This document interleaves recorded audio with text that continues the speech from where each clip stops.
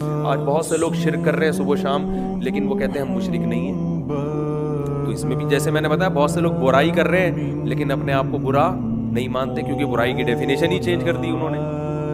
تو ایسے ہی بہت سے لوگ کہتے ہیں یا علی مدد، یا رسول اللہ مدد، یا غوث اعظم مدد، قبروں سے بھی مانگ رہے ہیں، اور حضرت عیسیٰ کو اللہ کا بیٹا بھی کہہ دیا، نبی کو مشکل کشا، حاجت روا، ساری وہ شرکی عقیدے رکھ کے بھی کہتے ہیں ہم توحید پرست ہیں کیونکہ ہم ایک خدا کو ماننے والے ہیں.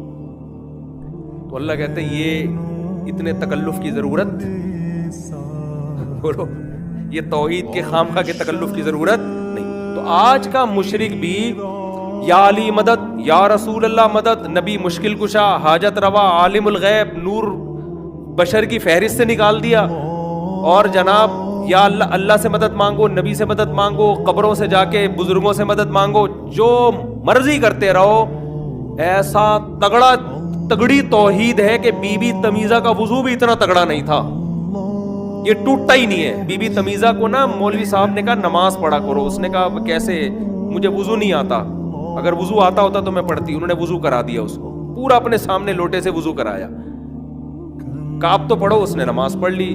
مولوی صاحب چلے گئے کہیں سفر پہ، 10 سال کے بعد آئے. بی بی تمیزہ کے بچے بھی ہو چکے تھے اس وقت، اور 10-15 سال گزر گئے، شادی بھی ہو گئی، بچے بھی ہو گئے. مولوی صاحب آئے، بی بی تمیزہ نماز پڑھتی، اس نے کہا جی الحمدللہ 10 سال میں ایک بھی نماز مجھ سے نہیں چھوٹی. وضو بھی کرتی ہو؟ کہتی وہ تو آپ نے کرا دیا تھا مجھے.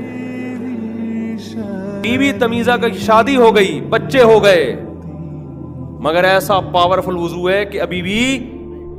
تو ایسے ہی بعض لوگوں کی توحید اتنی پاورفل ہوتی ہے کہ یا علی مدد، یا غوث اعظم مدد، یا عباس مدد، یا حسین مدد، یا حسن مدد، یا فاطمہ المدد، یا رسول اللہ مدد، یا غوث اعظم مدد. صبح و شام اللہ کے علاوہ بیسیوں سے مدد مانگتے ہیں، لیکن کہتے ہیں ہم صرف ایک خدا کو مانتے ہیں، ہم مشرک نہیں.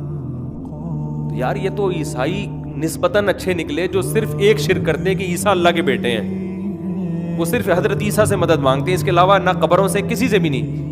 ان کو ہم کہہ رہے ہیں کہ مشرک ہیں، کافر ہیں، اور ادھر درجنوں کو خدا بنا لیا آپ نے، اور آپ کہہ رہے ہو کہ ہم تو صرف ایک خدا کو ماننے والے ہیں. تو اللہ کہے گا کہ اس تکلف کی ضرورت بولو نہیں، یہ تکلف ہے خامخواہ. ایک خدا کا مطلب ایک خدا، معبود، عبادت کے لائق، اور عبادت میں سب سے پہلے ہے دعا، کہ ما فوق الاسباب، اسباب سے ہٹ کے کچھ کرنے کی طاقت صرف اللہ کے پاس ہے.